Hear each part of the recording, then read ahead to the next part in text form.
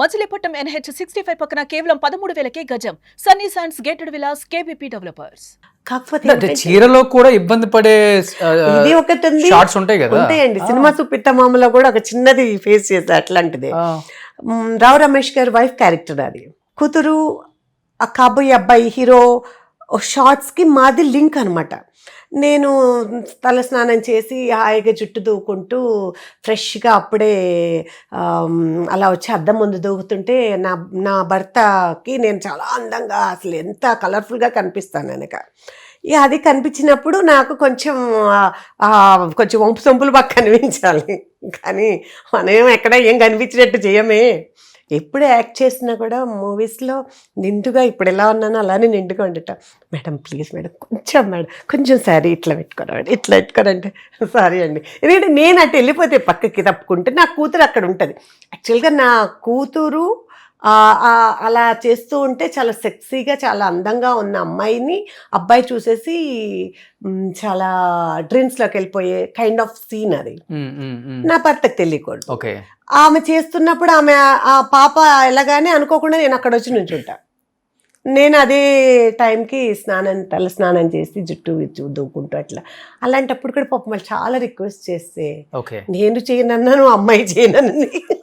పాపం వాళ్ళకి ఎంత కష్టంగా ఉంటుంది. అలా నిజంగా మీరు ఇలాంటి అంటే ఇన్ని సాంప్రదాయాలు ఫాలో అవుతూ కూడా ఇన్ని వందల సినిమాలు చేశారంటే గ్రేట్. కానీ అసలు హస్బెండ్ కూడా పట్టుకోరు కదా మిమ్మల్ని ఏ సినిమాలో? లేదు అంత అవసరం కూడా లేదు. ఒక హగ్ ఇచ్చిన సీన్లు కూడా లేదండి, లేదు. ఎందుకంటే ఇప్పుడు మన పాత సినిమాల్లో అన్నిట్లో ఉన్నాయండి అలాంటివి. భానుమతి గారు వీళ్ళందరూ చేసే సినిమాలు తీసుకుంటే ఎవరు హగ్ చేసుకొని లేకపోతే ఇంకేదైనా సీన్స్ ఎక్కడున్నాయండి? హీరోయిన్లకే లేదు అప్పట్లో. బ్రహ్మాండంగా చేశారు సినిమాలు. ఒక్క చోట నుంచి సాంగ్ అంతా షూట్ చేసి సీన్స్ ఎన్నున్నాయి, ఎంత బాగుంటుంది, ఎంత బ్యూటిఫుల్ షార్ట్స్ అవి. అలాంటిది ఇప్పుడంటే ట్రెండ్ మారింది, ట్రెండ్ ప్రకారం వీళ్ళు వెళ్తున్నారు. కానీ అదర్వైజ్ అవసరం కూడా లేదు. అవసరం లేదు. కానీ ఇప్పుడు 250-200 సినిమాలు చేస్తుంటారు కదా? ఉండొచ్చండి, ఒక 200 ఫిల్మ్స్ దా చేసి ఉండొచ్చు అప్రాక్సిమేట్లీ. ఆల్మోస్ట్ అందరు యాక్టర్స్ కి వైఫ్లు చేశానండి. ఆల్మోస్ట్ అన్ని బ్యానర్స్ లో, అంటే పెద్ద బ్యానర్స్ చేసా, చిన్న బ్యానర్స్ చేశాను. ఈయన ఒంగోలు గిత్తల ప్రకాష్ రాజ్ గారి వైఫ్, రావు రమేష్ గారి వైఫ్ గారి సినిమా సుపిత్తమామలో చేశాను. భలే ఉంటది ఒంగోలు గిత్తలో ఆయన బట్టలు లేకుండా సీన్, కామెడీ సీన్స్ అండి, చాలా కామెడీ సీన్స్ చాలా బాగుంటాయి. We enjoy it so much. ఎందుకంటే విలేజ్ అట్మాస్ఫియర్ లో అటు సైడ్ తణుకు అటువైపు అంతా తీశారు, బాగుంది. సీనియర్ ఆర్టిస్టులతో చేస్తే ఆ కిక్కే వేరండి. అవును, ఎందుకంటే మనలో కూడా ఇంకా బాగా చేయాలి అనే ఆ ఇంట్రెస్ట్ వచ్చేస్తుంది. కాంపిటీషన్ ఇంకా బాగా చేయాలి, ఆయన అంత బాగా చేస్తున్నారు, అంత పెద్ద ఆర్టిస్ట్ పక్కన అన్న ఫీలింగ్ ఉంటుంది. తనకెళ్ళ భరణి గారి పక్కన చేశాను. ఇట్లా చాలా మంది ఆర్టిస్టులు, ఇంకా మిగతా వాళ్ళందరికీ హస్బెండ్ కాకపోయినా ఆ సీన్స్ లో ఉన్న అవి చేశాను. అసలు నాగార్జున గారితో కాంబినేషన్, ఆయన కన్నం అలా పిసికి పిసికి పిసికి ముద్ద పెడుతుంటే నాకే ఎట్లా అనిపించేది. ఆ సీన్ అలాంటిది.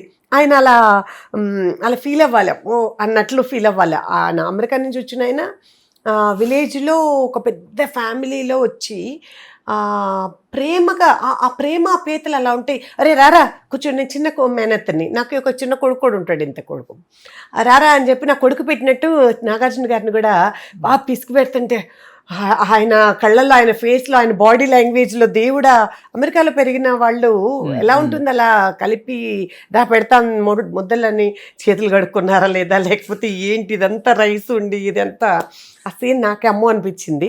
రియల్ సీన్లే. Of course. సో అది అంటే తిన్నారు, అది ఇంపార్టెంట్ అండి. ఆ సీన్ ఎలా అంటే తర్వాత వచ్చిన కొత్తలో ఆయన ఫీలింగ్ అలా ఉండేది. వన్స్ ఆ ప్రేమలు, ఆప్యాయతలు, అభిమానాలు అర్థం చేసుకున్న తర్వాత ఎగైన్ ఇంకొకసారి అది పెట్టే సీన్ ఉంటే అడిగి మరి పెట్టించుకుంటారు ఆయన. కానీ ఇప్పుడు మీరు చెప్పేదంతా చూస్తుంటే మీరు హీరోయిన్ గా చేయకపోవటమే మంచిది అనిపించింది. అవునా? అంతే కదా? అది దట్స్ ఫైన్ అండి. ఎందుకంటే అంటే ఇప్పుడు అప్పుడు జనరేషన్ అంటే ఓకే అండి, ఇప్పుడు చీరలు కట్టుకొని హీరోయిన్లు రాజ్యాలు వెళ్తున్నారు అనేది లేదు కదా, ఎక్కడో ఒక చోట అనేది తప్పదు. అది లేదండి. సినిమా మొత్తం మీద ఎప్పటికైనా హీరోయిన్ గా చేసేవాళ్ళు ఆ క్యారెక్టర్ డిమాండ్ చేసినప్పుడు వాళ్ళకి తప్పదండి. తప్పదు. మనం అర్థం చేసుకోవాలి.